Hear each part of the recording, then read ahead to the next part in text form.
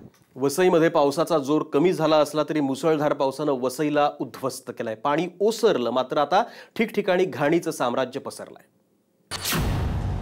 वसईत घाणीचं साम्राज्य।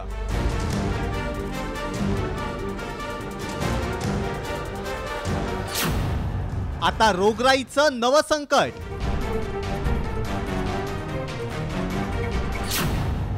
प्रशासन मात्र ढिम्म।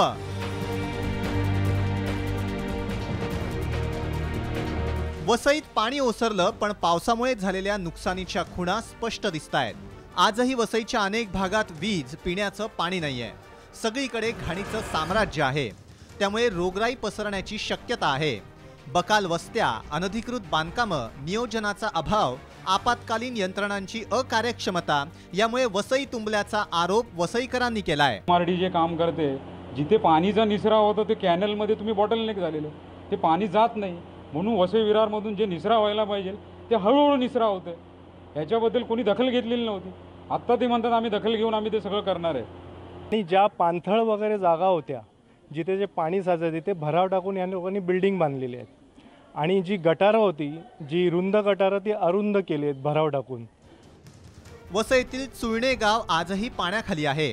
गावात जाण्यासाठी असलेले सगळेच मार्ग बंद झालेत। गावात वीज नाही, पिण्याचं पाणी नाही, आरोग्यविषयक सुविधांचा बोजवारा उडालाय। पण अजूनही इथे पालिका किंवा स्थानिक लोकप्रतिनिधी पोहोचले नाहीयेत। मुसळधार पावसानं शेतीचं मोठं नुकसान झालंय। विशेष करून फूल शेतीला पावसाचा मोठा फटका बसलाय। हजारो एकर शेती पावसानं उद्ध्वस्त झाली आहे। सोनचाफा फुलाचं उत्पादन घेणाऱ्या शेतकऱ्यांच्या शेतातील 2000हून अधिक झाडं नष्ट झाली आहेत। त्यामुळे आता 200हून अधिक शेतकऱ्यांवर उपासमारीची वेळ आली आहे। वसई तालुक्यामध्ये फूल शेती करणारे पण भरपूर आहेत। तो संपूर्ण माल उद्ध्वस्त झालेला आहे आणि मग या बागेचं नुकसान झालेलं आहे। आज जवळजवळ माझी 200 झाडं आज संपूर्ण निकामी झालेली आहेत। ती अशी पावसामुळे अशी झाल्यामुळे आज 150 शेतकऱ्याची कुटुंब आणि त्याच्यावर अवलंबून असलेली दुसरी कुटुंब ह्यांच्यावरती बेकारीची कुऱ्हाड कोसळण्याची शक्यता आहे। मुसळधार पावसाचा उद्योगांनाही फटका बसलाय। पाणी शिरल्यामुळे 90 कारखान्यांमधील मशीन्स नादुरुस्त झाल्यात। व्यापाऱ्यांचं 150 कोटींहून अधिकचं नुकसान झालंय। 4 दिवसापासून पडलेल्या मुसळधार पावसाने या इंडस्ट्रीला मोठा फटका बसलाय। आपण आहोत वसईच्या इंडस्ट्रीमध्ये। आपण पाहू शकतो की कशा प्रकारे या संपूर्ण इंडस्ट्रीमध्ये पाणी घुसलेलं आहे। तर 150 कोटीहून अधिक जे आहे या पूर्ण इंडस्ट्रीमध्ये नुकसान झालेलं आहे, परंतु अजूनही प्रशासनाने कोणती पाहणी या ठिकाणी केलेली नाही आहे। महापौर मात्र नैसर्गिक आपत्ती असल्याचं सांगत एक प्रकारे आपली जबाबदारी झटकतायत।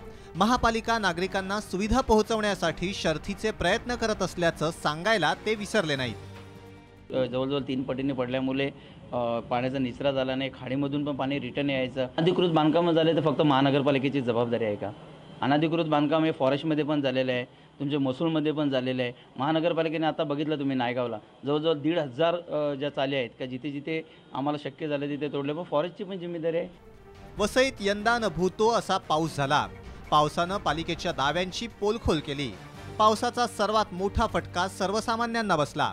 पावसामुळे अख्खं वसईच उद्ध्वस्त झालं असंच म्हणावं लागेल। प्रसेनजित इंगळे, साम टीव्ही, वसई।